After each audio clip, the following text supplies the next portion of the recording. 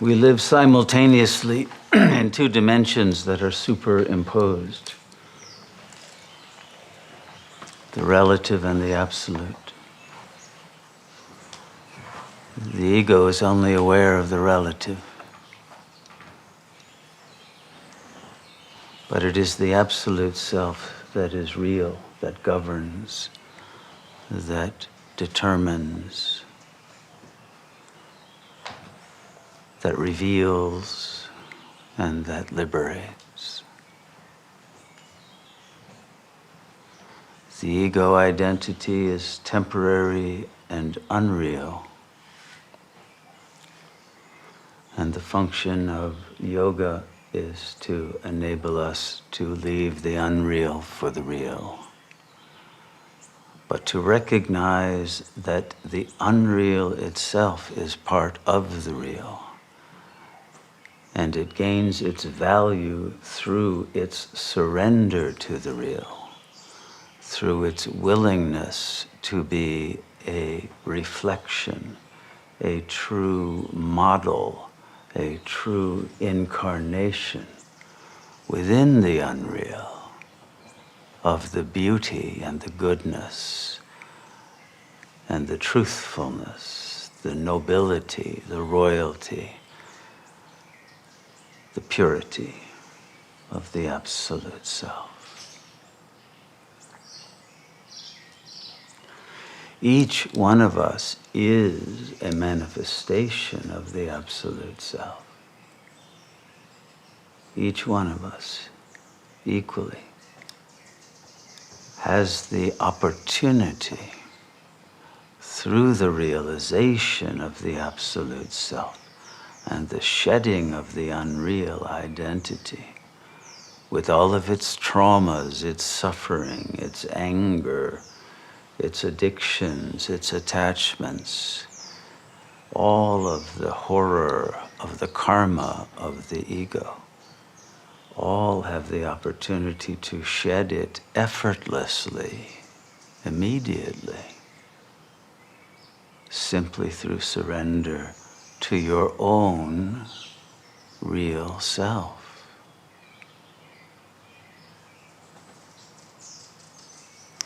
But because there are two dimensions that function in superposition, even though they are ultimately one, you can go about the process of yoga either starting from the unreal and then going through a process of gradual purification and letting go and overcoming resistances and finally giving in to the truth of your being after the ego is exhausted and the world has become so evil that you want out and nothing else will do.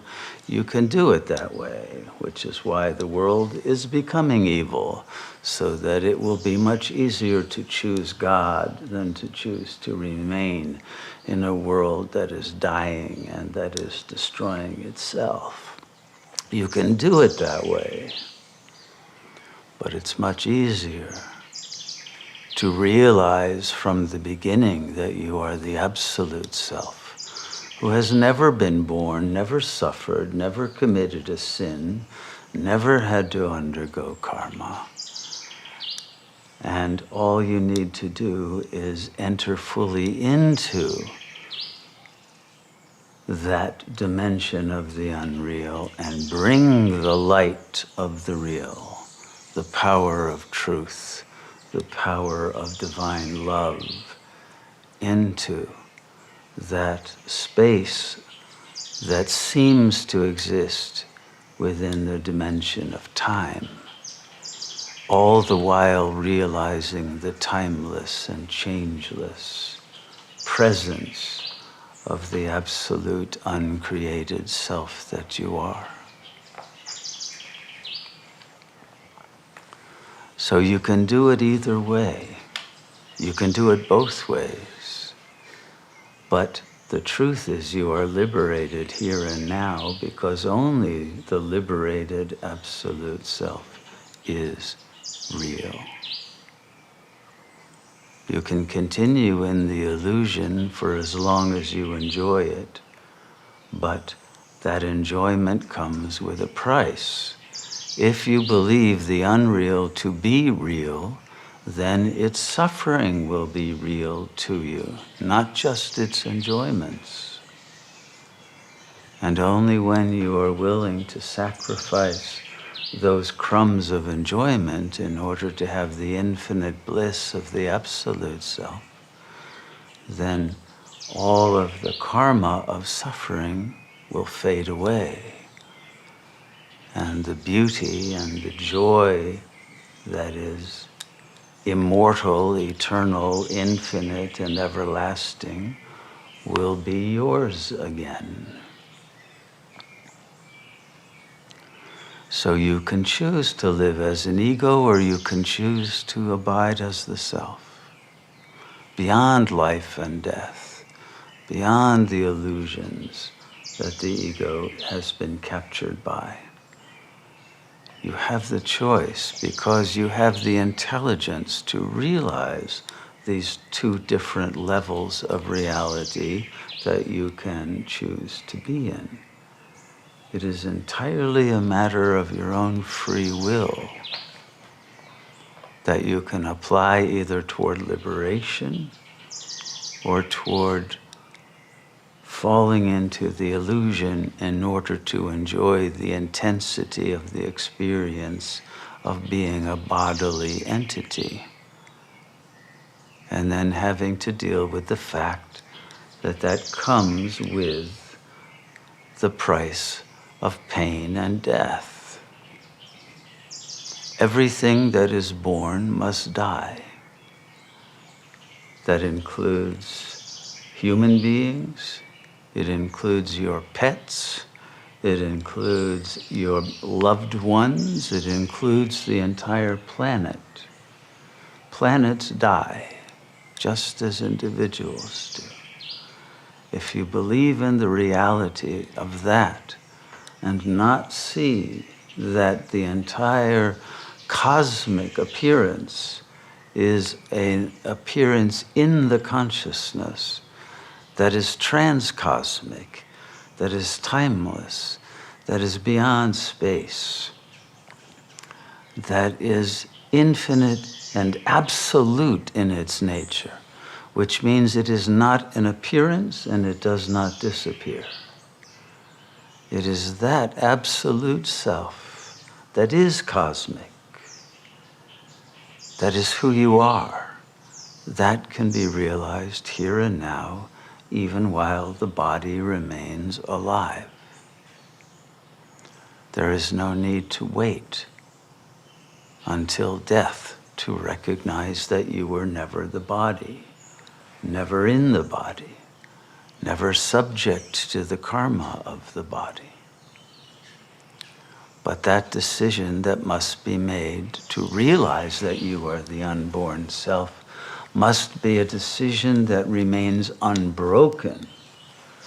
You cannot be a part-time liberated being. It cannot be that you can sit in meditation and be in samadhi and then go back into Maya during the day. You won't reach samadhi in the meditation if you stay in Maya during the day. And if you reach samadhi, you won't want to be in Maya during the day or during the night. But there has to be a choice of which you want. Samadhi that never ends, we call it Sahaja samadhi, or temporary glimpses of a peaceful state that the ego cannot sustain or retain, and that does not reach the level of liberation, but just enables you to continue going on, but just barely, because you retain some hope of being liberated at some point. You can do it that way, but it's the hard way. And you can also do it the easy way. And if you do it the easy way, then it's already done without having to struggle. without having to do a lot of sadhana, without having to polish the mind into silence constantly and overcome the tendencies to be thinking about all the Maya you want to jump into. It's only when a decision has been made once and for all and absolutely from every fragment of the ego in coherent unity that you want to know who you really are and to live in that absolute consciousness that is free of suffering and free of delusion and free of a separate individual identity different from that of God, from that of the whole, from that of your Buddha nature, from that of the Tao. If you are willing to merge into that and lose the individual identification as an ego, if you are willing to make that choice and exchange the particular for the universal, it will be given to you without struggle. That is the nature of grace.